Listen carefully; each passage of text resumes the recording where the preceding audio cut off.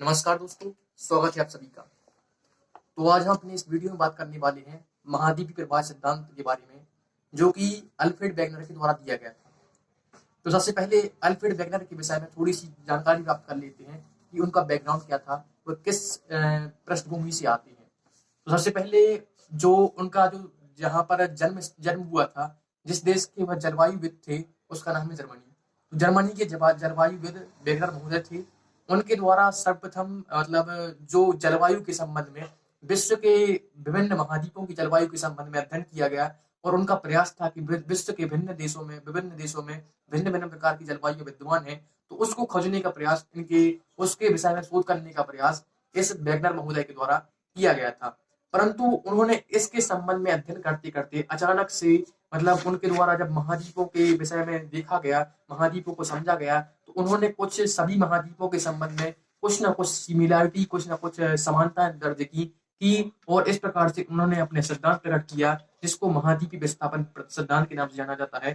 तो इस सिद्धांत के माध्यम से उन्होंने स्पष्ट करने का प्रयास किया था कि जो वर्तमान में जितने भी महाद्वीप हमारे सामने दृश्यमान है, चाहे वह कोई भी महाद्वीप हो, तो वह महाद्वीप जो वर्तमान में अलग अलग है, यानी उत्तरी अमेरिका महाद्वीप अलग है, दक्षिणी अमेरिका महाद्वीप अलग है। परंतु यदि प्राचीन स्थिति की बात करें, लाखों वर्षों पहले तक की बात करें, तो उनके द्वारा कहा गया था कि जो महाद्वीप है वह एक भूखंड के रूप में विद्यमान थे।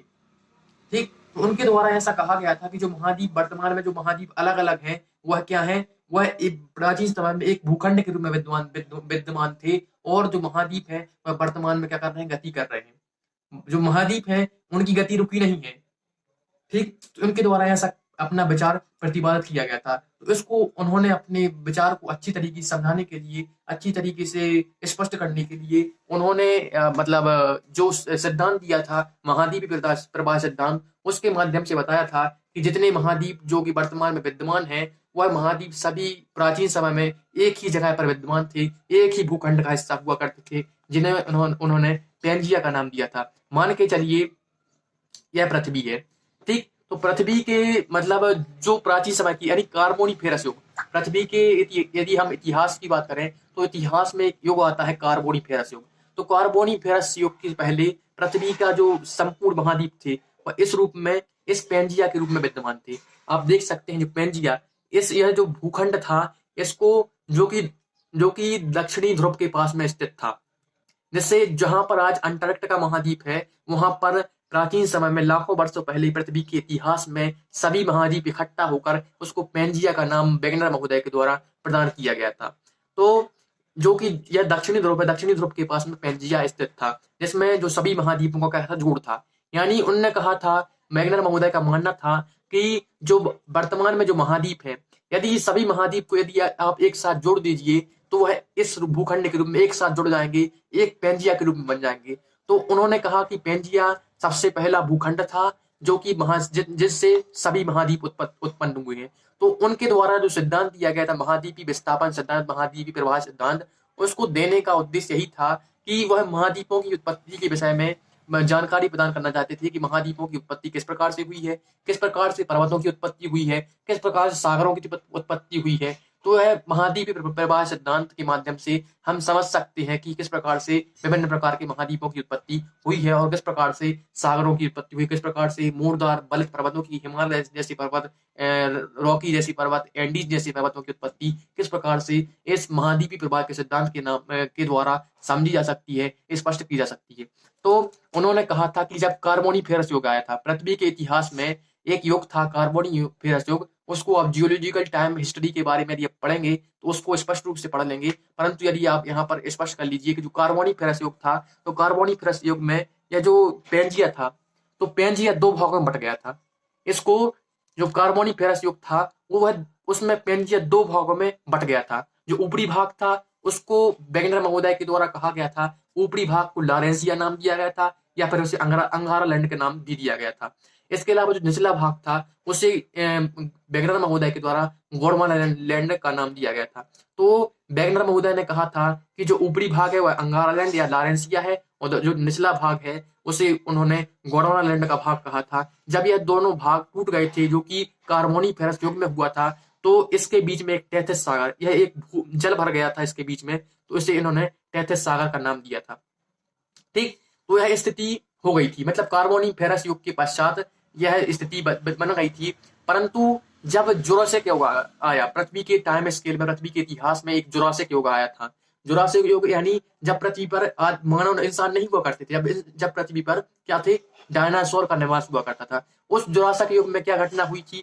उस जुरासिक युग में घटना ये हुई थी कि यह जो महाद्वीप थे, वह जो यह दो भाग थे पृथ्वी के, मतलब पेंजिया के, तो यह दो भाग उत्तर की दिशा में गति करना प्रारंभ कर गए थे। यानी जो अंगारालैंड था और जो गोंडवानालैंड था, वह उत्तर की ओर गति करने लगा था। तो उत्तर की ओर गति करते करते यहाँ पर अंगारालैंड विद्यमान हो गया था, यहाँ पर अंगालैंड पहुंच गया था, और यहाँ पर गोंडवानालैंड पहुंच गया था। जहां पर आज वर्तमान में अफ्रीका महाद्वीप है, वहां पर यह गोंडवानालैंड स्थित था, यह गोंडवानालैंड। ठीक, अफ्रीका महाद्वीप गोंडवानालैंड का हिस्सा है। यानी सबसे, यदि हम अफ्रीका महाद्वीप को देखें, यदि मानचित्र में यदि आप स्थिति देखेंगे, तो भूमध्य रेखा के पास में अफ्रीका महाद्वीप आपको मिल जाएगा। तो जितने भी महाद्वीप हैं, तो अंगारलैंड के जो वर्तमान में जो अंगारलैंड की बात करें, तो उत्तरी अमेरिका महाद्वीप, इसके अलावा यूरोप महाद्वीप और रूस, रसिया, तो यह सब मिलकर किससे किससे मिलकर बने हुए हैं? अंगारलैंड से। इसके अलावा जो गोंडवानालैंड था, उससे मिलकर बने हुए कौन कौन से क्षेत्र, उससे मिलकर कौन कौन से महाद्वीप उससे मिलकर बने हुए हैं? तो उसमें दक्षिणी अमेरिका महाद्वीप है, अफ्रीका है, भारत और ऑस्ट्रेलिया, यह इस गोंडवानालैंड का हिस्सा है। तो इनके द्वारा कहा गया था कि सबसे पहले जो महाद्वीप थे, ये जो भूखंड जो अलग हो गए थे कार्बोनिफेरस युग में, उन्होंने जुरासिक युग में उत्तर की ओर गति करना प्रारंभ कर दिया था। तो कैसे गति हुई, क्या कारण था उस गति का? तो इसकी गति के पीछे उन्होंने मतलब अपना तर्क दिया था कि भूमध्य रेखा है, भूमध्य रेखा में एक बल पाया जाता है, उत्प्लावन बल। तो भूमध्य रेखा के उस उत्प्लावन बल के कारण यह जो भूखंड था, यह ऊपर की ओर, उत्तर की ओर गति करना प्रारंभ हो गया था। इसके पश्चात जब यह यहाँ पर पहुंच गया, तो इसके पश्चात जो यह दो भूखंड थे वह टूटने लगे थे। टूटने के परिणाम स्वरूप इनमें कौन सी गति हुई? पश्चिम की ओर गति प्रारंभ हो गई थी। और पश्चिम की ओर गति क्यों प्रारंभ हुई थी? उसका उन्होंने कारण बताया था कि जो हमारा चंद्रमा था, चंद्रमा के जो बल था, चंद्रमा चूंकि पृथ्वी से आज जितनी दूरी पर आज विद्यमान है, वह उतनी दूरी पर उस समय नहीं था।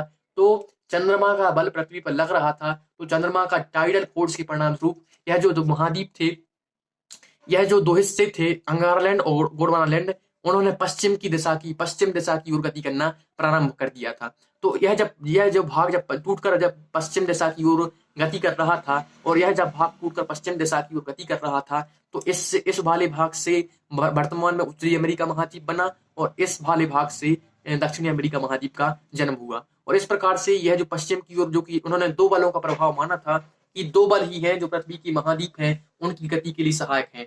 तो उन्होंने सबसे पहले भूमध्य रेखीय बल की बात की थी। भूमध्य रेखीय बल का तात्पर्य है कि उत्तर की ओर गति। यह जो भाग है, यह भूखंड था, यह उत्तर की ओर गति क्यों हुआ? क्या? क्योंकि यह भूमध्य रेखा है। भूमध्य रेखा की ताकत की ओर से, भूमध्य रेखीय बल की ओर से यह जो भाग था, यह ऊपर की ओर गति करना प्रारंभ हुआ। और जब पश्चिम की ओर गति क्यों हुई? चंद्रमा के ज्वारी बल के परिणाम स्वरूप, जो हमारा टाइडल फोर्स है, टाइडल फोर्स के परिणाम स्वरूप इसमें पश्चिम की ओर गति प्रारंभ करना शुरू हुई। ठीक, इसके अलावा इन्होंने कहा था, स्पष्ट करने का प्रयास किया था कि पृथ्वी की आंतरिक संरचना है। तो पृथ्वी की आंतरिक संरचना के विषय में इन्होंने बताया था कि जो स्याल है, इन्होंने कहा था कि स्याल सीमा के ऊपर तैर रहा है। तो आप जानते हैं पृथ्वी की आंतरिक संरचना के विषय में हम पिछले वीडियो में पढ़ चुके हैं, परंतु यहाँ पर बस उसको ब्रीफ कर दें, थोड़ा सा बताना इसके संबंध में। तो उन्होंने कहा था कि जो स्याल है, इसे वर्तमान में क्रस्ट कहा जाता है, इसे भूपर्वटी कहा जाता है। आप मतलब वीडियो में देख लीजिएगा, तो इसे क्रस्ट कहा जाता है। उसलिए इसको वैगनर महोदय के द्वारा कहा गया था स्याल, और इसको कहा गया था सीमा। यह जो सीमा थी वह लिक्विड अवस्था में थी, और जो सियाल था बहुत कठोर था, वह जटिल था।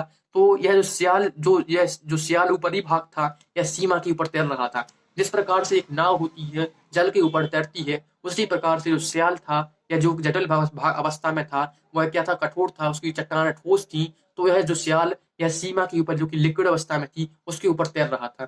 तो इन महाद्वीपों में, इन भूखंडों में गति का प्रमुख कारण यही था कि जो सियाल था वह सीमा के ऊपर तैर रहा था।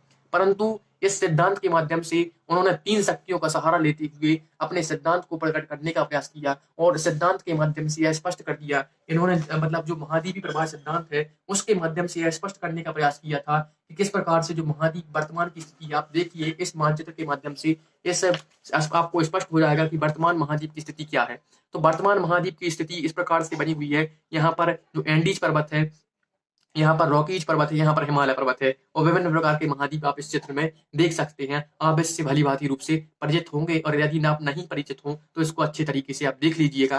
तो एंडीज जो कि हमारे वैगनर महोदय थे, तो वैगनर महोदय के जो सिद्धांत था उस सिद्धांत के माध्यम से स्पष्ट यह होता है कि किस प्रकार से महाद्वीपों की निर्माण हुआ है।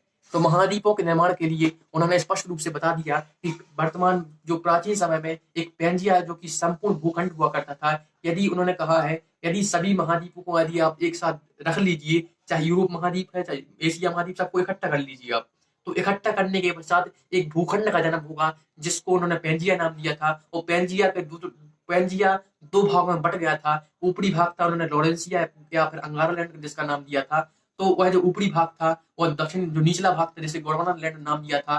तो इस प्रकार से ये 2 भागों में कार्बोनिफेरस युग में बट गया था, यह भी उनके द्वारा कहा गया था। और उनके बीच में जो स्थान बचा हुआ था, इनके बीच में जो यह लॉरेंसिया या फिर अंगार लैंड और जो गोंडवाना लैंड के बीच में जो खाई बन गई थी वहां पर एक तैथिस सागर विद्यमान था। तो इस प्रकार से इन्होंने मतलब 2 शक्तियों का सहारा लिया था। 2 शक्तियों में कौन कौन सी शक्तियां थी? पहला था भूमध्य सागरीय बल और दूसरा था चंद्रमा का बल। भूमध्य सागरीय बल की ओर बल के प्रभाव के परिणाम स्वरूप कौन सी गति हुई? उत्तर की ओर गति हुई, यानी दोनों भूखंड उत्तर की ओर गति करना प्रारंभ हुए। और जो कि चंद्रमा का बल था, जो कि ज्वारी बल था, जो कि टाइडल फोर्स थी, टाइडल फोर्स के परिणाम स्वरूप क्या हुआ? पश्चिम की ओर गति करना प्रारंभ हुआ और पश्चिम की ओर गति करते हुए जो महाद्वीप था वह टूटता हुआ उत्तरी अमेरिका महाद्वीप और दक्षिणी अमेरिका महाद्वीप का जन्म हुआ। तो इस प्रकार से इन्होंने यह स्पष्ट करने का प्रयास किया कि किस प्रकार से महाद्वीपीय प्रवाह के सिद्धांत के माध्यम से, महाद्वीप गति के माध्यम से महाद्वीप आज वर्तमान स्थिति जिस स्थिति में हैं उनका जन्म किस प्रकार से हुआ है, यह इस सिद्धांत के माध्यम से स्पष्ट करने का उनके द्वारा प्रयास किया गया। ठीक, तो इसके साथ साथ केवल इन्होंने महाद्वीपों की उत्पत्ति को नहीं दर्शाया बल्कि महासागरों को भी इन्होंने स्पष्ट करने का प्रयास किया, किस प्रकार से महासागरों का निर्माण हुआ।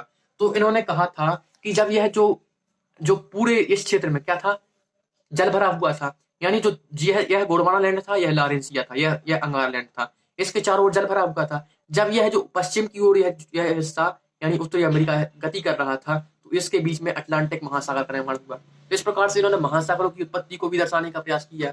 तो इनका जो सिद्धांत था 1912 में इन्होंने अपनी सिद्धांत को लिखा था, यानी इन्होंने जन्म दिया था। 1922 में इनके सिद्धांत को प्रतिपादित करने का, स्पष्ट करने का, विभिन्न प्रकाशित करने का कार्य इनके शिष्यों के द्वारा किया गया।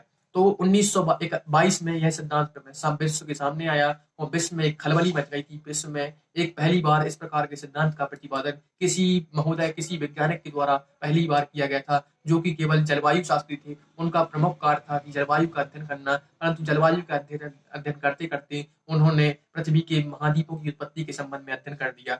इस सिद्धांत के माध्यम से न सिर्फ आप केवल महाद्वीपों की उत्पत्ति को समझ सकते हैं, बल्कि आप समझ सकते हैं किस प्रकार से पर्वतों का निर्माण हुआ है। जी हाँ, पर्वतों के निर्माण को दर्शाने में यह सिद्धांत अपने आप में सक्षम है। वैगनर महोदय के द्वारा ऐसा कहा गया था कि जो आप विश्व के मानचित्र पर यदि आप खोलेंगे तो देखिएगा, जो कि हमारा उत्तरी अमेरिका महाद्वीप है, तो उत्तरी अमेरिका महाद्वीप में आप देखिए यह रॉकी पर्वत है, रॉकी पर्वत, और यह दक्षिणी अमेरिका महाद्वीप में एंडीज पर्वत है, भारत में हिमालय पर्वत है। तो इन पर्वतों की उत्पत्ति किस प्रकार से हुई है? तो इस प्रकार जो बलित पर्वत है, इन्हें हम कहते हैं नवीन बलित या मूरदार बलित पर्वत। तो इनकी उत्पत्ति को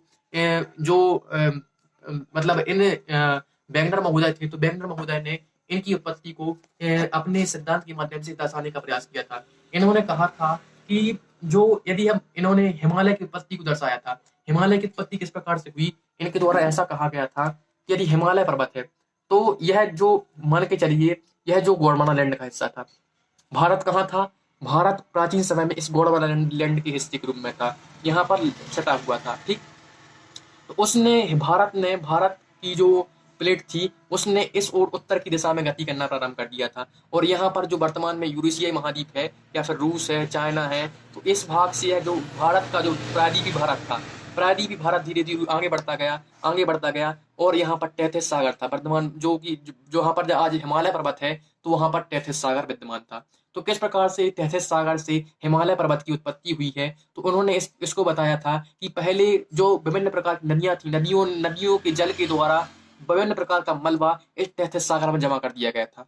तो तैथिस सागर में जब मलबा जमा कर दिया गया था तो मलबे की जमा होते होते यह जो कि भारतीय जो उपमहाद्वीप था वह ऊपर की ओर गति कर रहा था। तो इससे क्या हुआ, उस मलबे पर अचानक से दबाव पड़ गया।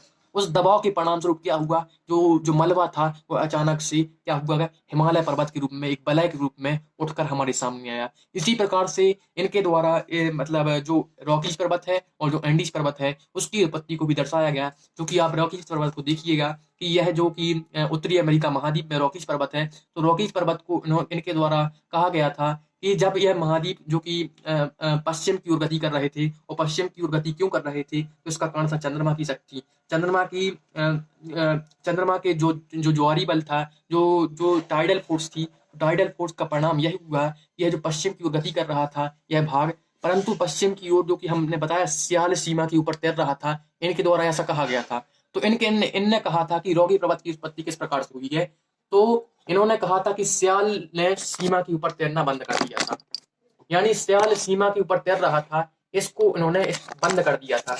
यानी इनके बीच में, सियाल और सीमा के बीच में एक डिस्टरबेंस पैदा हो गया था, सियाल और सीमा के बीच में एक अवरोध पैदा हो गया था, एक तनाव पैदा हो गया था। तो अब सियाल ने इस सीमा के ऊपर जो कि लिक्विड अवस्था में था इसके ऊपर गति करना बंद कर दिया था। तो एक अचानक से, यदि मान के चलिए आप उदाहरण के लिए यदि व्यवहारिक उदाहरण को समझें, तो यदि मान के चलिए कोई, तो इस प्रकार से यदि आप मान के चलिए, यदि व्यवहारिक उदाहरण की यदि हम बात करें, तो जो सियाल है वो सीमा के ऊपर तैर रहा था, परंतु इन्होंने कहा था कि सियाल ने सीमा के ऊपर तैरना बंद कर दिया था।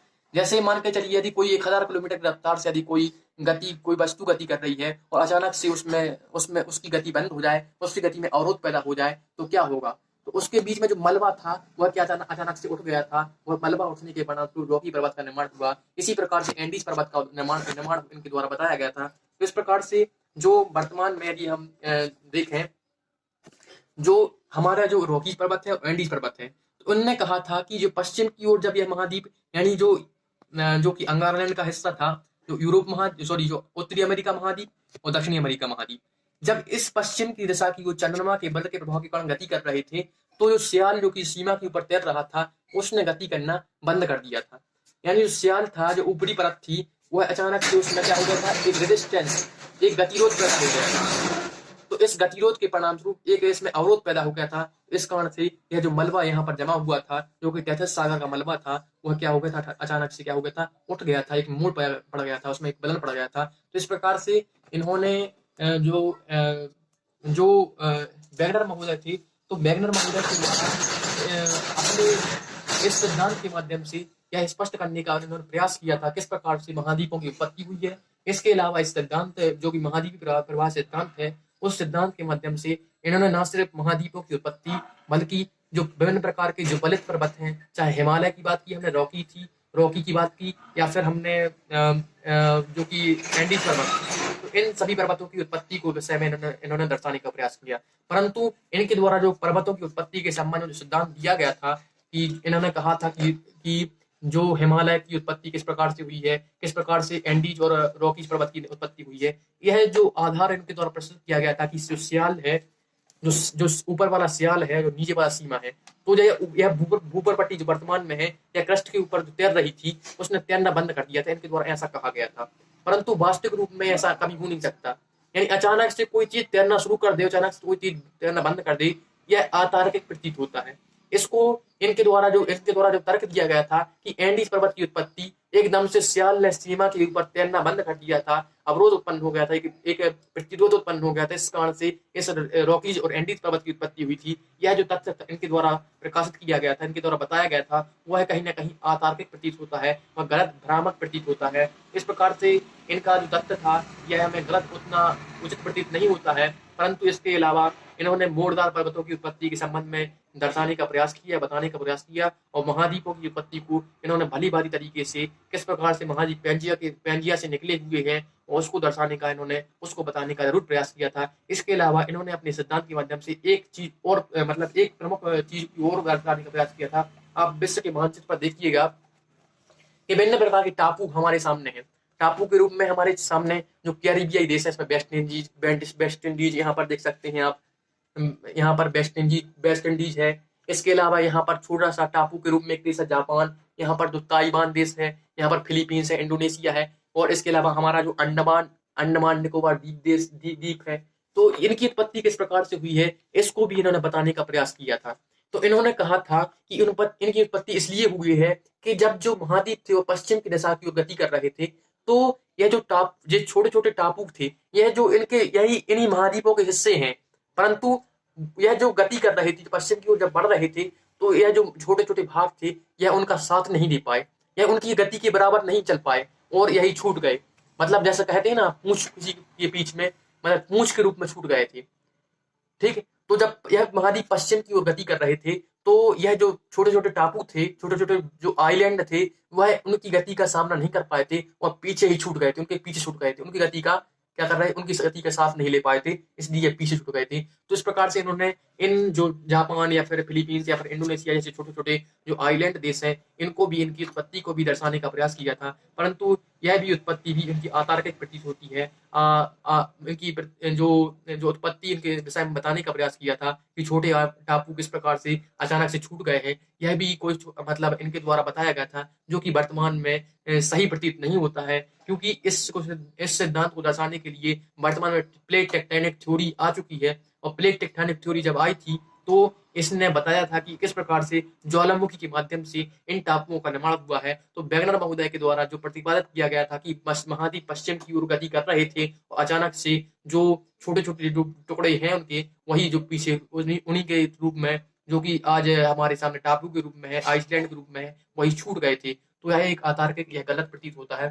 तो इस प्रकार से इन जो कि वैगनर महोदय थे, तो वैगनर महोदय ने अपने जो सिद्धांत था, अपने सिद्धांत में तीन चीजों को समझाने का प्रयास किया। सबसे पहले महाद्वीपों की उत्पत्ति को समझाने का प्रयास किया, महासागरों की उत्पत्ति को समझाने का प्रयास किया, किस प्रकार से पर्वतों की उत्पत्ति दर्शाने का प्रयास किया है। परंतु पर्वतों की उत्पत्ति का जो आधार है कि सियाल ने सीमा के ऊपर तैरना बंद कर दिया, इसलिए इनकी उत्पत्ति हुई है, यह आधार गलत है। इसके अलावा छोटे छोटे टापू थे जो आइसलैंड थे, उनकी उत्पत्ति को भी इन्होंने दर्शाने का प्रयास किया। इन्होंने कहा कि जब महाद्वीप पश्चिम की तरफ जा रहे थे, तो उनका जो छोटे छोटे हिस्से हैं, उन्हीं के हिस्से के रूप में यह छूट गए हैं। तो परंतु यह भी जो अतार्किक प्रतीत होता है, जो वर्तमान की जो प्लेट टेक्टोनिक थ्योरी है, वह इस तथ्य को मानने के लिए, इस तथ्य को डिनाई करती है, इस तथ्य से उसका कोई सरोकार नहीं है। तो वर्तमान में जो मान्यता है वह इसके विपरीत है, इसके अलग है। यदि आप देखें हिमालय जैसे पर्वत की उत्पत्ति किस प्रकार से हुई है, तो कोबत महोदय के द्वारा आगे चलकर भूसन्नति का सिद्धांत प्रकट किया गया है। तो इस प्रकार से इनका जो सिद्धांत है वह उतना मतलब उन्होंने अपने सिद्धांत के पक्ष में कुछ तर्क भी दिए हैं। इन्होंने अपने सिद्धांत को स्पष्ट करने के लिए कुछ एविडेंस भी प्रदान किए हैं। ऐसा नहीं है कि केवल इन्होंने अपना सिद्धांत दिया है, बल्कि इन्होंने अपने सिद्धांत को स्पष्ट करने के लिए, अपने सिद्धांत को मनवाने के लिए, अपने सिद्धांत की तार्किक प्रतीत करवाने के लिए कुछ इनके द्वारा कुछ तर्क भी प्रदान किए गए हैं। इन्होंने सबसे पहला तर्क प्रदान किया गया है कि यह किया है कि वर्तमान में जितने भी महाद्वीप हैं, यदि उन महाद्वीपों को आप जोड़कर देख लीजिए, तो यह एक रूप में, एक भूखंड के रूप में जुड़ जाएंगे। तो इसको उन्होंने जिग्सा पिट की संज्ञा दी। इन्होंने कहा कि जिग्सा पिट के माध्यम से जितने भी महाद्वीप हैं, चाहे आप मतलब जो अफ्रीका, जो कि दक्षिण अमेरिका महाद्वीप है, दक्षिणी अमेरिका महाद्वीप को अफ्रीका महाद्वीप से जोड़ दीजिए, तो वास्तविक रूप में एक जुड़ जाएगा। एक क्या होगा, एक भूखंड बन जाएगा। इसके अलावा अमेरिका या ऑस्ट्रेलिया महाद्वीप, भारत को, इस प्रकार से सभी को जोड़ने का प्रयास यदि आप करेंगे, इकट्ठा करने का प्रयास करेंगे, तो एक भूखंड के रूप में पेंजिया का आकार बन जाएगा। तो इस प्रकार से इन्होंने सबसे पहला तर्क दिया था कि आप विश्व के सभी महाद्वीप को एक साथ जोड़ लीजिए, तो वह एक साथ एक भूखंड के रूप में जुड़ जाएंगे। तो यही इनका पहला तर्क था। इसके अलावा इन्होंने दूसरा तर्क यह दिया था कि जितनी भी चट्टानें पाई जाती हैं, जो अफ्रीका महाद्वीप है, और अफ्रीका महाद्वीप और जो उत्तरी दक्षिणी अमेरिका महाद्वीप है, तो अफ्रीका महाद्वीप, दक्षिणी अमेरिका महाद्वीप की चट्टानों में क्या पाया जाता है, समानता पाई जाती है। यहाँ जो चट्टानें हैं लगभग वही इस जो इनका जो यह तट है और इस तट की चट्टानें हैं, वह उसमें क्या पाई जाती, समानता पाई जाती है। तो इस प्रकार से यह भी चट्टानों के मतलब माध्यम से भी उन्होंने बताने का प्रयास किया। इसके अलावा उन्होंने बताया था कि जिस प्रकार से एक अफ्रीका महाद्वीप का एक देश है घाना, तो घाना में क्या पाया जाता है, सोने के साक्ष्य पाए जाते हैं। सोना बड़ी मात्रा में मिलता है। इसके अलावा यहाँ पर घाना है और यहाँ पर क्या है, ब्राजील। तो यहाँ पर भी सोने के साथ सोना मिलता है बहुत आयत में। तो यहाँ पर सोना मिलता है, यहाँ पर सोना मिलता है। जब इन दोनों को मिला दीजिए तो इकट्ठे एक ही भाग में इकट्ठे हो जाएंगे। तो इसके अलावा भारत के क्षेत्र में भी सोना मिलता है।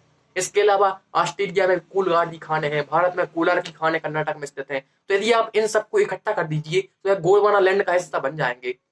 तो इस प्रकार से उन्होंने चट्टानों के माध्यम से, यदि आप जो अटलांटिक महासागर आप देख रहे होंगे चित्र के माध्यम से, तो अटलांटिक महासागर के यदि आप दोनों किनारों की चट्टानों को यदि आप देखिए, चट्टानों में समानता दिखाई देगी, समरूपता दिखाई देगी। तो इस प्रकार से उन्होंने चट्टानों के माध्यम से, चट्टानों की एकरूपता के आधार पर ही यह दर्शाने का प्रयास किया, यह सिद्ध करने का प्रयास किया कि जो सभी महाद्वीप हैं वह एक प्राचीन समय में करीब कार्बोनिफेरस युग के पहले एक ही भूभाग हुआ करते थे, एक ही भूखंड हुआ करते थे, जिसका नाम पैंजिया था। इसके अलावा इन्होंने वनस्पति के साक्ष्य के माध्यम से यह दर्शाने का प्रयास किया कि किस प्रकार से विभिन्न विश्व के विभिन्न क्षेत्रों में,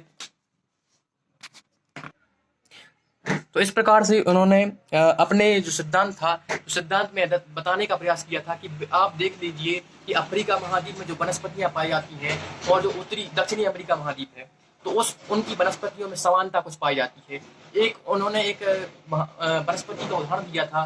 उन्होंने कहा था ग्लेसोप्टेरस एक वनस्पति है। तो वह वनस्पति यदि बात करें तो विश्व के, यदि हम बात करें दक्षिणी अमेरिका में पाई जाती है वनस्पति, वही वनस्पति अफ्रीका महाद्वीप में पाई जाती है, वही वनस्पति भारत के कुछ क्षेत्रों में पाई जाती है, ऑस्ट्रेलिया में पाई जाती है। तो इस प्रकार से यह वनस्पति जो ग्लेसोप्टेरस वनस्पति है वह दक्षिणी अमेरिका, दक्षिणी अमेरिका, अफ्रीका, भारत और ऑस्ट्रेलिया में पाई जाती है, एक ही वनस्पति पाई जाती है। तो इस प्रकार से यह महाद्वीप कभी ना कभी एक ही भूखंड का हिस्सा जरूर हुआ करते थे। तो इस प्रकार से यह जो मतलब वनस्पति, तो ग्लेसोप्टेरस जो वनस्पति है वह सभी मतलब जो महाद्वीप हैं उसमें पाई जाती है। तो उसके पाए जाने का प्रमुख कारण यही है कि सभी जो अमेरिका दक्षिणी अमेरिका महाद्वीप है, अफ्रीका महाद्वीप है, वो कभी ना कभी एक ही भूभाग का हिस्सा रहे होंगे, तभी तो एक समान वनस्पति पाई जाती है, एक समान चट्टानें पाई जाती है, एक समान, यदि सभी महाद्वीप को मिला दे तो जिक्सापिट की आकृति बन जाती है। इसके अलावा इन्होंने एक पक्षी का उदाहरण भी दिया था, लेमिंग पक्षी की इन्होंने बात की थी। तो लेमिंग पक्षी के विषय में बताया था कि जो प्राचीन समय में क्या था, जो उत्तरी अमेरिका महाद्वीप था वह इस यूरोप महाद्वीप से जुड़ा हुआ था। तो लेमिंग पक्षी यहाँ पर क्या करता था, इस महाद्वीप से यहाँ पर उत्तरी अमेरिका यहाँ पर था, तो यहाँ पर गति करता था, जाता था, घूमने जाता था, विहार करने जाता था। परंतु वर्तमान में क्या हो गया है, जो यूरोप महाद्वीप है, जो जो जो कि उत्तरी अमेरिका महाद्वीप है, इनके बीच में अटलांटिक महासागर है। तो लेमिंग पक्षी अभी भी जाने का प्रयास करता है, परंतु यहाँ पर इसके बीच में दूरी अधिक होने के कारण यहाँ पर गिरकर अटलांटिक महासागर में गिरकर उसकी मृत्यु हो जाती है। तो यहाँ पर कई मतलब बहुत बड़ी संख्या में लेमिंग पक्षियों के साक्ष्य मिलते हैं, जो यह प्रदर्शित करते हैं कि विश्व की लेमिंग पक्षियों के पूर्वज क्या करते थे, इस दिशा में गति करने का प्रयास करते थे। परंतु अब इस दिशा में उत्तरी अमेरिका महाद्वीप नहीं है, बल्कि अब तो अटलांटिक महासागर है। परंतु प्राचीन समय में यह उत्तरी अमेरिका महाद्वीप यहाँ पर हुआ करता था, यूरोप महाद्वीप से सटा हुआ हिस्सा था। ताकि जो लेमिंग पक्षी थे, तो लेमिंग पक्षी इसमें गति करते थे, जाते थे, घूमते थे, विहार करते थे, यात्रा करते थे। परंतु अब स्थिति नहीं रही है। तो इस प्रकार से उन्होंने यह लेमिंग पक्षी के माध्यम से भी दर्शाने का प्रयास किया किस प्रकार से जो पक्षी था वह यहाँ पर गति करता था, परंतु अब वह गति नहीं करता है। तो इसका प्रमुख कारण यही है कि जो उत्तरी अमेरिका था वह यूरोप से जुड़ा हुआ था। तो इस जो वनस्पति के माध्यम से, इन्होंने चट्टान के माध्यम से, इन्होंने जीव जंतु के मतलब पक्षी के माध्यम से यह दर्शाने का प्रयास किया कि किस प्रकार से जो महाद्वीप हैं वह एक दूसरे से सटे हुए थे, एक दूसरे से जुटे हुए थे। इसके अलावा यदि हम भारत की बात करें, तो भारत के परिप्रेक्ष्य में बात करें, तो भारत में यदि आप मान के चलिए, जो गुजरात में गिर के जंगल पाए जाते हैं, तो गिर के जंगलों में शेर पाए जाते हैं। परंतु यदि आप एशिया महाद्वीप की बात कर लें, तो एशिया महाद्वीप में विश्व में कोई अन्य देश ऐसा नहीं है जिसमें शेर पाए जाते हों।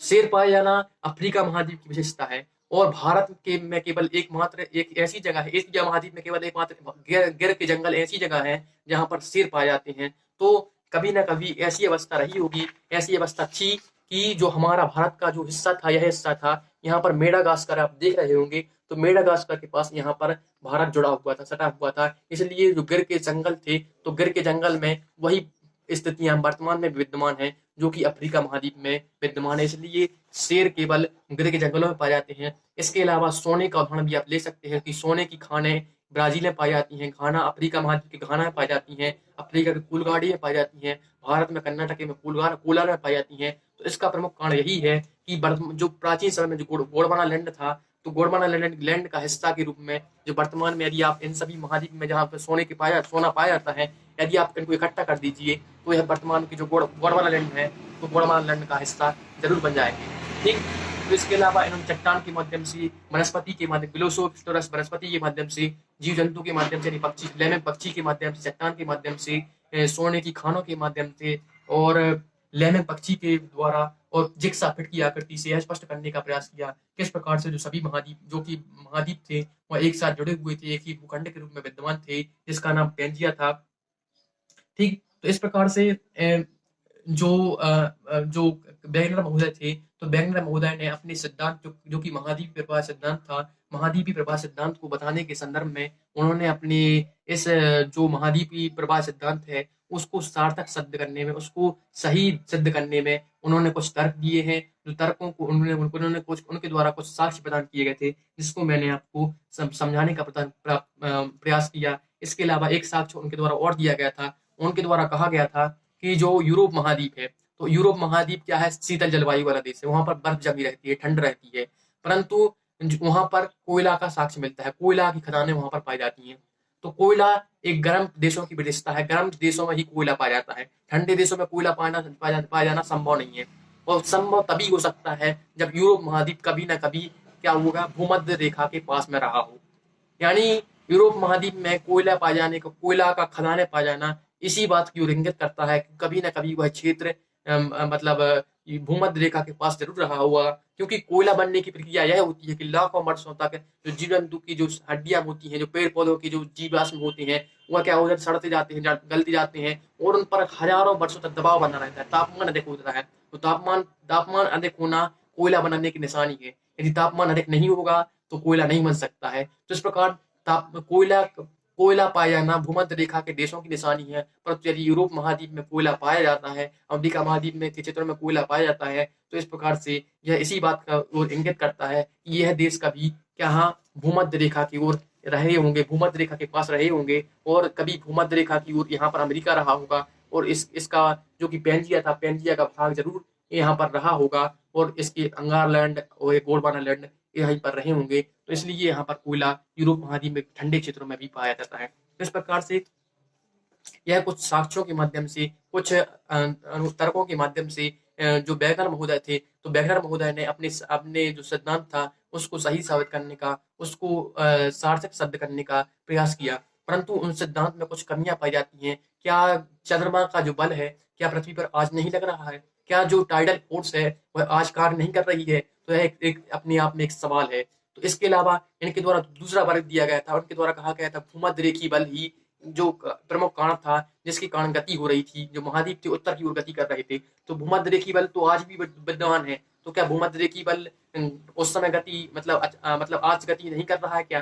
तो यह भी एक जो उनके द्वारा इस प्रकार से जो दो बल इनके द्वारा प्रदान किए गए थे कि दो बलों के माध्यम से जो गतियां हो रही हैं वह बल अपर्याप्त हैं। इस प्रकार से यह जो सिद्धांत था, इन्होंने जो जिन बलों का प्रयोग किया है महाद्वीपों के संचालन में, वह बल इतने पर्याप्त नहीं है कि वह महाद्वीप को गति करने में उपयोगी करते। इसके अलावा इन्होंने मूरदार जो बलक पर्वत, चाहे एंडी पर्वत, चाहे इन्होंने रॉकी पर्वत की उत्पत्ति को लेकर जो सिद्धांत प्रकट किया, जो कहा इन्होंने स्पष्ट किया कि जो सियाल सीमा पर तैर रहा था, परंतु जो रॉकी और एंडी पर्वत की जिस प्रकार से उन्होंने व्याख्या की है कि जो सियाल और सीमा के बीच में अचानक से अवरोध उत्पन्न हो गया था और अचानक से अभी तक जो सियाल था वह सीमा के ऊपर तैर रहा था, उसने अब तैरना बंद कर दिया था। तो इस कारण से अचानक से एक अवरोध की स्थिति बनी, एक कॉन्ट्रैक्ट की स्थिति बनी, एक कॉन्ट्रडिक्शन की स्थिति बनी, तो इससे क्या हुआ, जो रॉकीज पर्वत है, एंडी पर्वत है, उसकी उत्पत्ति हो गई। तो यह सिद्धांत भी गलत प्रतीत होता है। इसके अलावा इन्होंने जो दीप चाप यानी जो छोटे छोटे जो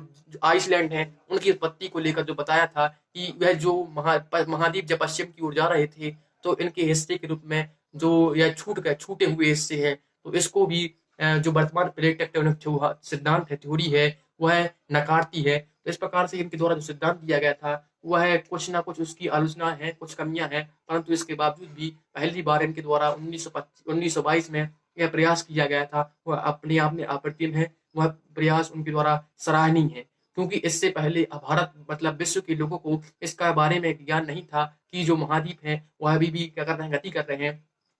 परंतु उनके द्वारा कहा गया है कि जो वैगनर महोदय का जो सिद्धांत है कि महाद्वीप गति कर रहे हैं, तो महाद्वीप वर्तमान में भी गति कर रहे हैं, क्योंकि यदि आप देख लीजिए इसका साक्ष्य कि हिमालय पर्वत की ऊंचाई लगातार बढ़ती जा रही है, हिमालय पर्वत के क्षेत्र में भूकंप की घटनाएं होती हैं, तो यह इसका इसी का प्रमाण है कि हिमालय जो भारतीय जो प्लेट है, जो भारत है, तो भारत क्या कर रहा है, भारत निरंतर ऊपर उत्तर की ओर क्या कर रहा है, गति कर रहा है। इसलिए यहाँ पर जब भारतीय प्लेट इस यूरोपीय प्लेट से या यूरेशियाई प्लेट से टकराती है, तो इससे क्या होता है, भूकंप के झटके महसूस होते हैं। यह प्रमुख इस सिद्धांत की प्रमुख सफलता है। इस सिद्धांत के पीछे यह तर्क हो सकता है, मतलब यह सिद्धांत वर्तमान में भी सराहनीय है, क्योंकि वर्तमान में भी जो महाद्वीप है वह गति कर रहे हैं। इसका उदाहरण हमें हिमालय पर्वत क्षेत्रों में देखने को मिलता है। इसके अलावा यहाँ पर एक नील नदी पाई जाती है अफ्रीका महाद्वीप में। अफ्रीका महाद्वीप में नील नदी के जो पूर्वी क्षेत्र है, तो पूर्वी क्षेत्र में एक खाई उत्पन्न हो गई है, और यह महाद्वीप अब यह क्या हो रहा है, पूर्व की ओर आगे बढ़ रहा है। तो इस प्रकार से यह जो खाई जो भ्रंश उत्पन्न हो गया है, उसके टूटने की संभावना बढ़ रही है। तो इस प्रकार से यह एक इशारा है कि जो महाद्वीप है वो गति कर रहे हैं, वर्तमान में भी गति कर रहे हैं। और इस प्रकार से इसी के साथ साथ जो अटलांटिक महासागर आप देख सकते हैं, तो अटलांटिक महासागर के जो पश्चिमी देश हैं या जो पूर्वी देश हैं, पश्चिमी देशों में बात करें तो उत्तरी अमेरिका, दक्षिणी अमेरिका महाद्वीप वह इस तरफ गति कर रहे हैं।